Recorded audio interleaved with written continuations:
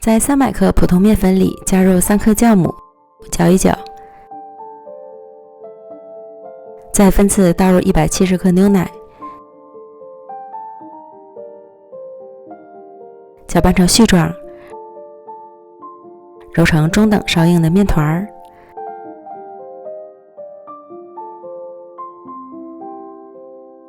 刚开始会很难揉光滑，盖好松弛10分钟。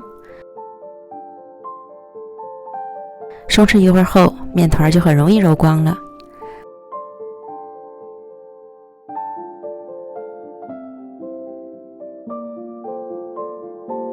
案板上撒些面粉防粘，直接将面团搓成长条，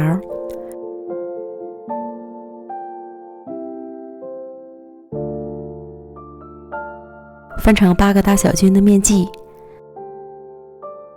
再把每个面剂都揉成光滑的小面团，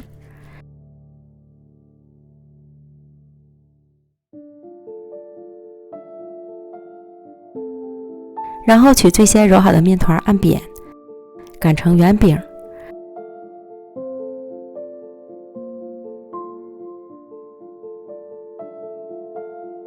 放上最近比较迷恋的紫米馅儿，你也可以包入红豆、绿豆和豆沙，像包包子一样包好。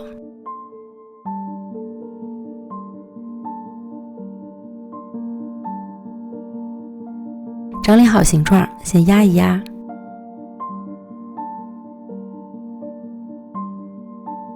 再擀成椭圆形，尽量将馅料擀得均匀。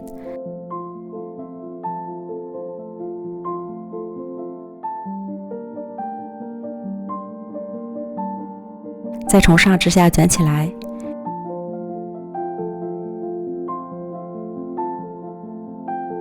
这样一个生坯就做好了。全部都做好后，盖好醒发半小时。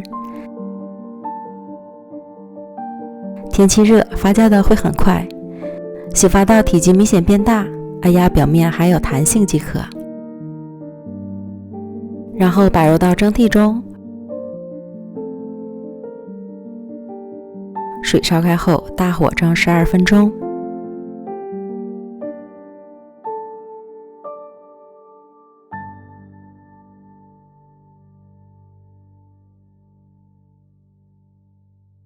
奶香紫米卷就做好了，一次发酵，照样蓬松暄软。